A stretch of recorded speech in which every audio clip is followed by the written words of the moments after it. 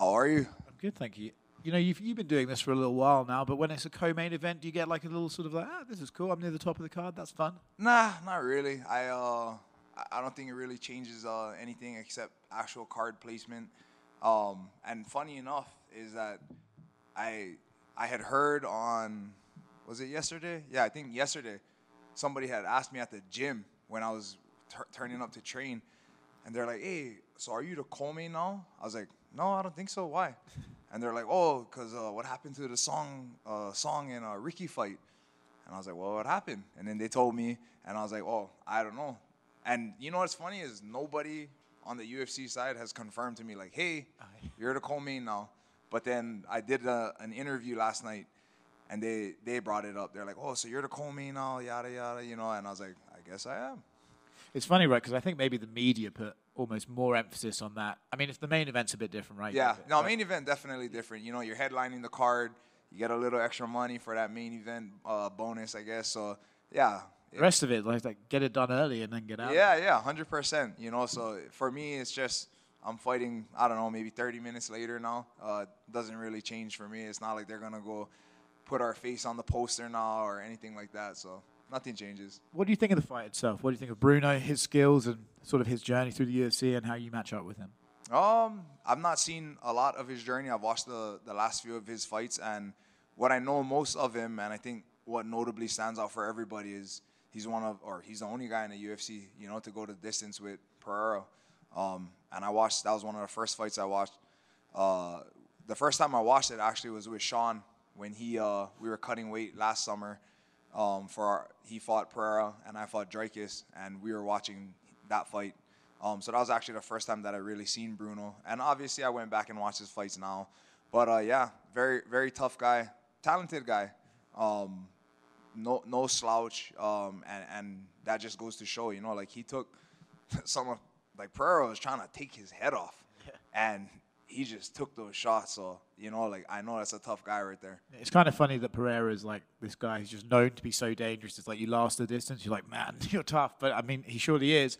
So with that in mind, when you hit him with a great shot, do you have to say to yourself, like, hey, he might still be there. Don't freak out if he is. Just keep working, keep working. I know that dude is tough.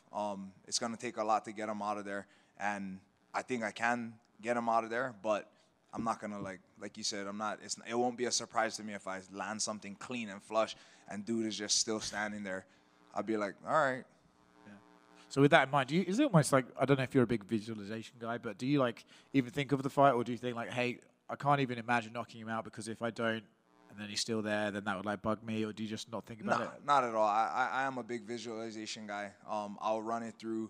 And more so like, I feel like sometimes people get a little too focused and keyed in on one specific thing. I'll go through the fight, and kind of play it out in my head a little bit, but never like specifically like, okay, in round 1 at 235, I'm going to hit him with this and he's going to sway to the left and then I'm going to hit him with that and that's when he's going to fall. And I'm, never that specific. More so just I know what I need to do. I know what he brings and I know what I need to do to beat him. And at the end of it, I just make sure, I'm standing there with my hands raised. Nice, man. Well, I mean, with that said, do you have a prediction on how it's going to go? Or you just think we'll get in there, but I'm getting the W? Yeah, 100% I'm getting the W. I don't have a prediction for you, but I know I'm going to beat this guy. Hey, Brad. What's up, man? How disappointed were you that you didn't get to fight in January, going into enemy territory to fight RoboCop? I was it's funny, I just talked about this with the broadcast team. They were asking me a similar question. Yeah, it was the whole thing leading up to it and everything surrounding it. Yeah, it was frustrating. You know, you're in camp for all this time. You put in all the work, and you get almost there, and then something unfortunate happens, and then it doesn't come through. And I was hoping that Gregor and I would just get rescheduled, but, I get it. It's also he also trained very hard for the fight, and he's fighting in Brazil. I'm sure that's huge to him. It'd be equivalent of me fighting in Hawaii. So I know that he didn't want to miss the opportunity. So I am glad they found him a replacement, and I wasn't surprised that they did. But once that was all said and done, it was about getting myself a fight. Initially, I was kind of bummed that the fight was so far away. This was January when all of this went down, and then here I am in April, you know. So I was bummed about that, but it is what it is, you know. This is the fight game. This is how it goes. I can't dwell on it too long. I just have to get back to work. You have a lot of teammates fighting in Hawaii this weekend. Yeah. You're fighting in your new home in Las Vegas. Yeah. I mean, obviously you would love to fight in Hawaii, but is it kind of bittersweet you have a lot of teammates fighting in Hawaii this weekend? Nah, not at all. I'm happy for them. Happy for like Kai Boy, who is getting to fight at home. You know, it's something.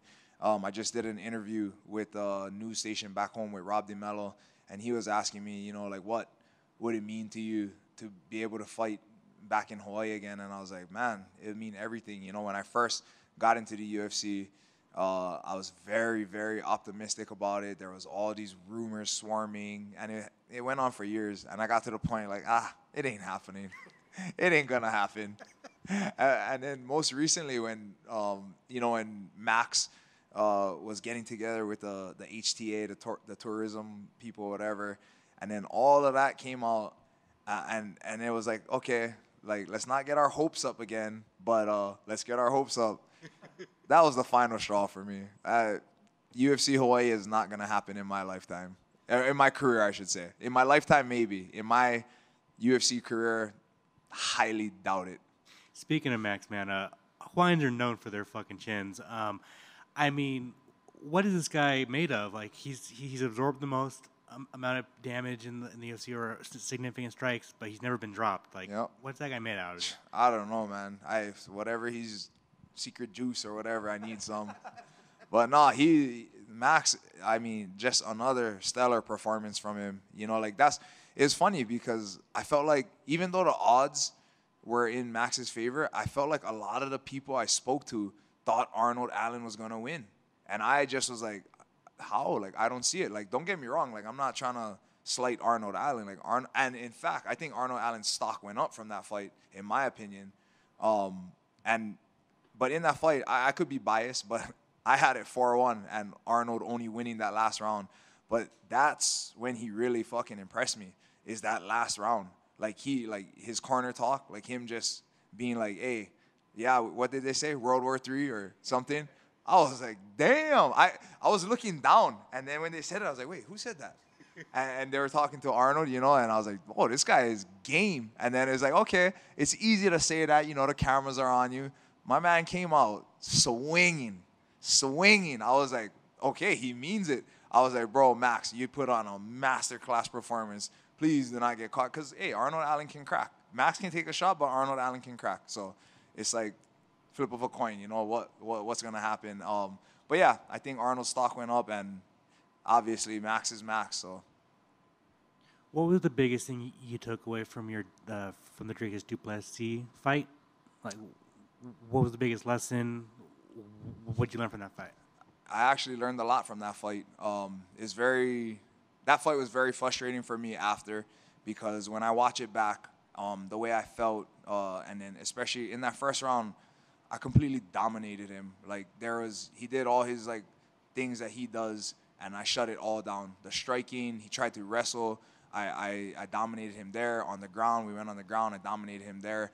And I remember just like going to the bench in after that round and being like, I got this guy. And maybe that was my downfall. Maybe somewhere me saying that to myself let my guard down slightly, you know. And again, not taking nothing away from Dricus. It was a fight, and he did exactly what he needed to do. He came out strong in the second, opened up a cut above my eye, which messed with my vision, and then ended up hitting me with a knee, which broke my nose, and that just shot my tank. Like, I could not breathe, worth a shit. But again, I'm not making any excuses. That's a fight, and that's what a fighter does, and he did that. So that night, he was the better man, but I really did learn that, okay, like, I really got to be, I always tell myself, Ray always tells me, sharp and smart, bell to bell, but I really, you know, I really got to stay on it. Had I just fought him the rest of the fight the way I did in that first round, he doesn't even touch me, you know? So, yeah, it was a great learning experience for myself. From the outside perspective, it's kind of weird because usually you're the one with the gas tank. You're the one that always comes up late, and he's the one that kind of gasses. But it was completely switched. Yeah, The weird thing is that dude looks like he's gassing, but whatever it is, I don't know if he's just become accustomed to it, but he'll step on it. And it sucked for me because Eric and Ray are calling for things and like, okay, we got like more forward pressure or this and that. And like, I'm really trying, but I'm like, dude, now that like my breathing is so affected from the blood and all of that, the not being able to breathe through my nose and just constantly breathing out of my mouth, like not, and you know, and that's not really how I breathe in training and in anything. So that really messed me up. And then finally, just one of your thoughts on Israel Adesanya beating Alex Pereira. What were your thoughts on that fight? Oh man, what a fight! Like, so in the not the third fight, in the first fight, in their third meeting, but in the first fight, you know, I was really rooting for Izzy. You know, I was rooting for him, and I was happy for Pereira when he did win. But then after that fight, I'm like, okay. He's beat him 3 times. No matter what Izzy does, like Izzy's winning the whole fight, like dominating the fight. Like I think he could have pulled guard and still won that fight, you know, in that last round. But no matter what, this dude just finds a way to beat him. And Chris Curtis said it best. He's like, oh, it's like his boogeyman, you know, and it really is. And so I was like, in this 4th fight, I was like, man, I'm rooting for Izzy, but I just think Pereira got his number. And then right before the finish, it looked like that's the way it was going to go. Started hitting him, caught him with that knee, started unloading on him, kind of like how he did in the first one. And fucking Izzy just uncorks a bomb of a right hand. And, man, for a fan, that was an exciting fight. If you were the matchmaker right now, who would you give Izzy next? Obviously, you would give yourself, but like, but I mean, the division's kind of in a weird spot, right? Like Robert Whittaker's on, you know, is the best guy in the division, but he's lost twice, right? So like, who would you give Izzy next? Yeah, it's kind of like the same situation with Volk and Max, right? Like, Max is that guy, but he's come up short all those times. So it's like, do we keep making the same fight? Are they secretly hoping Yair beats him so that now they can make another title fight, which Max and Yuri already fought? So, but I don't know. I think yeah, that is hard because yeah, you would think like Whittaker is the guy that deserves it, but I guess from a business company standpoint, you know, you want to make a fresh fight, and that's a fight that we've seen a few times, and you know, Rob's just not been able to do it. But I think he deserves it. So, I mean, if I'm the matchmaker and the company man, maybe we look for fresh meat. I know Izzy's kind of calling for Dreykus, so maybe make that fight happen. But yeah, I think rightfully, I think Rob deserves it. You know what I'll do? I'll fucking let Sean fight him, just because I want to hear that press conference. I want to hear it. They need to do like a whole build up, like how they did Aldo and Connor. Man, like that would sell tickets. And then obviously Hamzat's coming up to the division, looking for him versus Paulo Costa's probably in the works. What do you think of Hamzat coming up to middleweight, right? He was so dominant at welterweight. He's had a couple fights at middleweight, but like, do you think the weights, you know, it's going to be like a fair advantage with everyone? I think so. Like if you see Hamzat, he's actually a big dude. Like he's got some height on him, and if he was just to prepare for 85, I'm sure the size would be there. And he's had a few fights at 85 and done excellent as well. So I don't think him at 85 is a big deal. But as far as him like leapfrogging everybody, you know, to get a title shot, nah. Like, you know, let him fight some of the top guys, at least in the top 10, 15, and let him build himself that way. And then he gets through those guys the way he's been getting through guys at 170. Then sure, he deserves it. You know, he's got the name and the hype behind him. So why not? Thanks, Brad. Yeah. Just one for me. Knowing your fight style, you're always a guy that if you're able to, you're going to bring the fight to your opponent. You mentioned Arnold Allen. The corner told him, go World War III. What is it that Eric and those cats tell you when they need you to really bring it? What gets you going? I mean, do they play off the Hawaiian heritage? What do they what do they say to you that you know that you need to turn it on, last-ditch effort? You know what? Like, luckily for me, like I'm easily motivated in that way. You know, I'm not the type of guy that is gonna sit down. Like if I lost rounds 1 and 2, like you see guys kind of look defeated, almost like how Leon Edwards in that first fight with, the second fight with Usman, when he won, how he kind of looked like he was on his chair and his corner could tell. His corner could tell, like, you know, he's a bit mentally defeated, and they fucking had to spark his ass up to get out there and finish that fight and go after it. And look at how well that worked out for him, you know. So luckily for me, I feel like I'm not one of those guys. Like if I'm getting my ass beat 1 and 2, I know in my head and in my heart, I need to go out there and do something spectacular. So it ain't gonna take a whole lot from Ray and Eric to, you know, they're not gonna have to push really hard to get that out of me. That being said, like you mentioned what happened for Leon and what worked for him, and everybody mentioned, like you said, that the 5th round looked best for Arnold. Do most fighters, or maybe just yourself, when you watch these fighters, whether they be younger or newer to the game, and you see these, you know, showing these big moments of heart and effort, do you as a veteran fighter still get inspiration from some of these and seeing other cats to want to push forward yourself? 100%. Just because somebody is newer doesn't mean that inspiration is a perfect word for that. You know, you cannot be inspired by them and what they bring in their heart. Like, I love seeing that, you know, like, I love seeing that. I think that's one of the greatest things, attributes a fighter can have is heart, you know, because that's something that you either have it or you don't. You cannot really train that. You can work really hard, but if your heart is not there at the end of the day, your heart is not there. You know, that's just not instilled in you.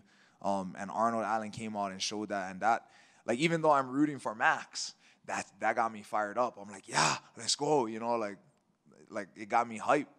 Just what his corner had to say and his reaction to it, and then seeing him come out and do exactly what they asked him to do, you know. So he did what he needed to do, and obviously he came up short, but he still, like, he made a fan out of me.